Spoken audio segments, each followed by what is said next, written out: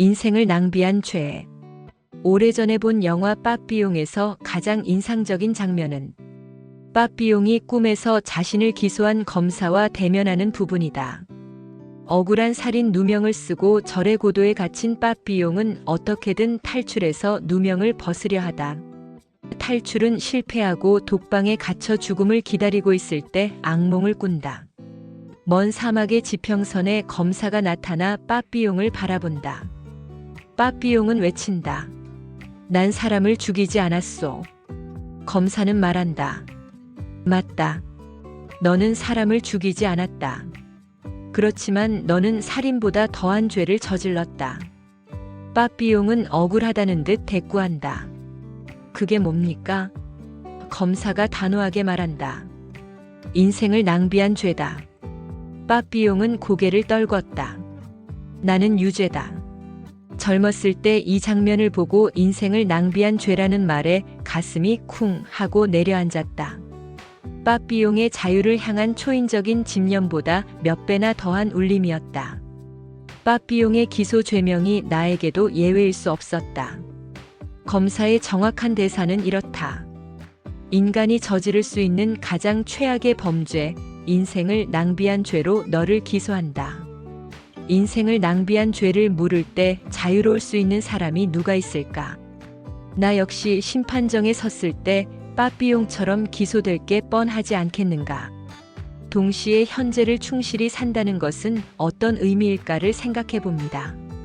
우리의 삶이 잘못되었을 때 다시 뒤집어 놓을 수 있는 모래시계라면 얼마나 좋을까요?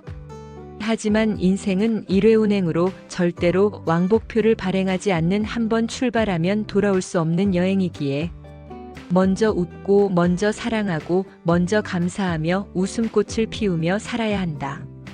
태양 아래 사는 기쁨, 땅 위에 서 있는 기쁨, 상대방에게 기대며 사는 기쁨을 온몸으로 느끼시고 오늘도 어디서나 머리를 낮추는 겸손함으로 많은 사람에게 존경받으시고 눈이 녹기를 기다리는 것보다 눈을 밟아 길을 만드는 삶 작은 것을 얻어도 큰 것 얻는 같은 기쁨을 느끼며 생애 마지막 5분 1849년 12월 러시아 세면요프 광장에 위치한 사형장. 사형대위에 반체제 혐의로 잡혀온 28세의 청년이 서 있었습니다. 집행관이 소리쳤습니다. 사형 전 마지막 5분을 주겠다. 단 5분. 사형수는 절망했습니다. 내 인생이 이제 5분 뒤면 끝이라니 나는 이 5분 동안 무엇을 할 수 있을까?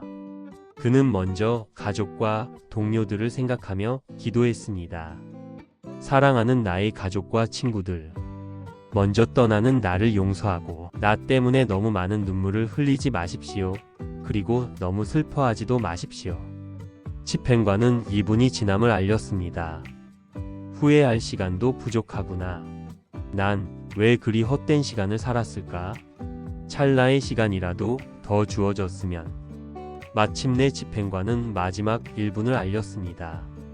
사형수는 두려움에 떨며 주위를 둘러보았습니다. 매서운 칼바람도 이제 느낄 수 없겠구나. 나의 맨발로 전해지는 땅의 냉기도 못 느끼겠구나. 볼 수도 만질 수도 없겠구나.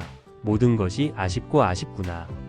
사형수는 처음으로 느끼는 세상의 소중함에 눈물을 흘렸습니다. 자, 이제 집행을 시작하겠소. 그때 사람들의 발자국 소리가 들리고 저편에서 사격을 위해 대열을 이루는 소리가 들렸습니다. 살고 싶다.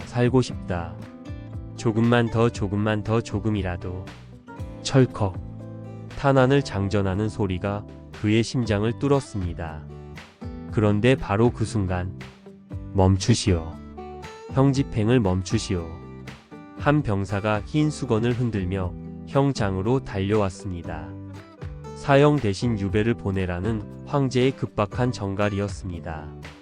가까스로 사형은 멈췄고 사형수는 죽음의 문턱에서 극적으로 돌아왔습니다. 그 사형수는 누구일까요?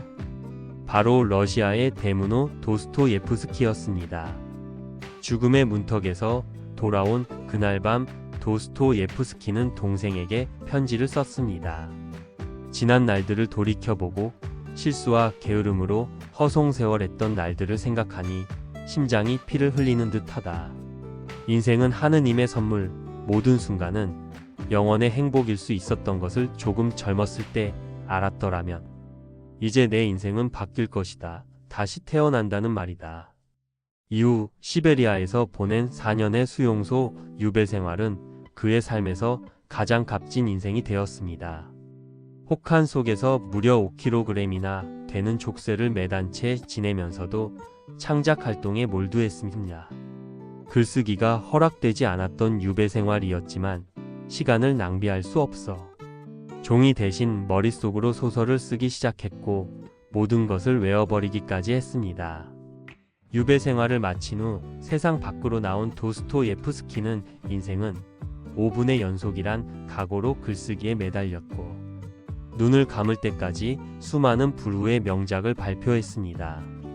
죄와 벌, 카라마조프의 형제들, 영원한 만남 등 지금까지도 널리 사랑받는 작품을 쓴 도스토예프스키는 훗날 백치라는 장편 소설에서 이렇게 썼습니다. 나에게 마지막 5분이 주어진다면 2분은 동지들과 작별하는데 2분은 삶을 돌아보는데 그리고 마지막 1분은 세상을 바라보는데 쓰고 싶다. 언제나 이 세상에서 숨을 쉴 수 있는 시간은 단 5분뿐이다. 도스토예프스키는 그때 사형으로 죽지 않은 것은 아직 하느님이 정하신 때가 이르지 않았기 때문일 것이며 어떠한 목적과 계획이 있었기 때문일 것이라 생각했습니다. 우리는 흔히 시간은 돈이라고 합니다. 아닙니다. 시간은 생명입니다. 우리에게 주어진 생명이 곧 시간입니다. 몽테뉴는 이런 말을 했습니다. 누가 당신에게 돈을 구워달라면 당신은 주저할 것이다. 그런데 어디로 놀러 가자고 하면 당신은 쾌히 응할 것이다. 사람은 돈보다 시간을 빌려주는 것을 쉽게 생각한다. 만일 사람들이 돈을 아끼듯이 시간을 아낄 줄 알면 그 사람은 남을 위해 보다 큰 일을 하며 크게 성공할 것이다. 시간을 관리할 줄 아는 사람은 지혜로운 사람입니다. 시간과 나이는 붙잡을 수 없지만 잘 관리해야 합니다. 시간 관리는 우선순위를 관리하는 것입니다. 우선순위를 잘 관리하기 위해서는 분별력이 있어야 합니다. 가장 중요한 것, 가장 본질적인 것, 이 무엇인지 분별할 수 있어야 합니다. 시간 관리는 인생 관리입니다. 인생 관리는 곧 자기 관리입니다. 시간을 어디에 사용하느냐에 따라 우리의 미래는 달라집니다. 시간을 정복하기 위해서는 자신을 정복해야 합니다. 자신을 정복하기 위해서는 새벽을 정복해야 합니다. 자신에게 주어진 소중한 날들 하루하루를 도스토예프스키가 가져보았던 마지막 순간에 5분처럼 소중하게 여기고 다음에, 나중에, 이 핑계 저 핑계로 미루지 말고 오늘도 하느님이 우리에게 허락하신 귀하고 좋은 날, 행복한 날이 되기 최선을 다하게 하소서. 우리 인생 살아가는데 있어서 가장 중요한 금이 있다고 합니다. 황금, 소금, 지금입니다. 톨스토이는 이렇게 말합니다. 그 중에 가장 중요한 것은 바로 지금이고 가장 중요한 사람은 지금 만나는 사람이고 가장 중요한 일은 지금 하고 있는 일이다. 지금 많이 사랑하세요. 주변에 있는 가족, 친구, 지인들을. 체인지가 찬스가 되다. 세상은 하루가 다르게 변해가고 있다. 살아남기 위해서는 변화에 얼마나 능동적이냐, 소극적이냐의 문제다. 종의 기원을 쓴 찰스 다윈은 이렇게 말한다. 살아남는 것은 가장 강한 종도, 가장 똑똑한 종도 아니고 변화에 가장 잘 적응하는 종이다. 빌 게이츠도 같은 말을 한다. 나는 힘이 센 강자도 아니고 두뇌가 뛰어난 천재도 아니다. 날마다 새롭게 변했을 뿐이다. 이것이 나의 비결이다. 체인지 변화의 질을 시로 바꾸면 찬스 기회가 되는 것처럼 변화 속에 기회가 있다는 것이다. 하루하루 변화에 대해 애써 눈을 감고 모르는 채 하는 사람과 순간순간 변화에 깨어 있으면서 당당히 맞서는 사람과의 차이는 각도계의 눈금처럼 시간이 지날수록 벌어질 수밖에 없다. 살아온 날이 중요한가, 살아갈 날이 중요한가? 변하려고 애쓰지 않으면 그저 머무르게 될 뿐이다. 유명한 묘비명처럼 우물쭈물하다가 내 이렇게 될 줄 알았지. 힘차게 흐르던 물이 구덩이를 만나면 멈추게 된다.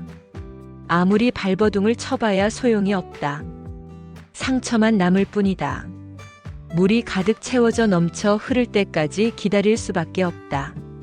사람의 그릇은 이처럼 구덩이에 빠진 고난과 시련과 역경 속에서 분명하게 드러난다. 어떤 이는 구덩이에 갇혀있는 자신을 핥히고 절망에 빠져 자포자기하는데, 어떤 이는 물이 구덩이를 채워 넘쳐 흐를 때까지 마음을 다잡아 재기를 노려 오히려 구덩이에 빠지기 전보다 잘 나가는 사람이 있다. 세안도를 그린 추사 김정희가 15세에 과거에 급제하여 병조 참판까지 잘 나가다 대역죄 모함으로 제주도로 귀양살이를 떠나게 된다. 그는 삶의 구덩이에 빠진 걸 한탄하지 않고 그가 거기서 할 수 있는 일을 찾게 된다. 그림을 그리고 붓글씨를 쓰는 일이었다. 먹을 가는 벼루만 해도 10개가 밑창이 나고 붓은 천자루가 닳아서 뭉개졌다. 추운 계절이 된 뒤에야 소나무와 잣나무가 푸르게 남아있음을 안다라는 공자의 명언을 주제로 삼아 겨울 추위 속에 소나무와 잣나무가 청청하게 서 있는 모습을 화폭에 담아낸 것이다. 조선 후기 실학의 대가 정약용은 18년이라는 길고 긴 귀양살이를 전남 강진에서 보내게 된다. 깊은 구덩이에 빠진 역경과 시련과 절망과 분노와 좌절을 극복하면서 책을 쓰기 시작한다. 목민심서, 경세유표 등 대작과 수많은 저서를 남겨 후대에 삶의 지표를 남긴다. 그에게 구덩이는 구덩이가 아니었다. 빠삐용의 절규와 도스토예프스키의 5분, 그리고 우리 앞에 놓인 오늘. 어쩌면 우리는 인생을 낭비한 죄라는 무거운 기소장 앞에 서기 전 지금이라는 가장 큰 선물을 먼저 받은 행운아들일지도 모릅니다. 인생은 왕복표가 없는 단 한 번의 여행입니다. 오늘 당신이 만나는 사람에게 먼저 웃어주고 지금 당신이 하는 일에 온 마음을 다해보세요. 황금도 소금도 아닌 바로 지금이라는 금이 당신의 오늘을 가장 눈부시게 만들기를 소망합니다. 오늘 들려드린 이야기처럼 건강한 마음을 위해 몸 건강도 챙기셔야죠. 최신 건강 정보를 쇼폼에서 확인해 보세요. 이야기가 재미있으셨다면 구독과 좋아요 부탁드립니다. 여러분의 작은 관심 하나하나가 제게는 정말 큰 힘이 됩니다.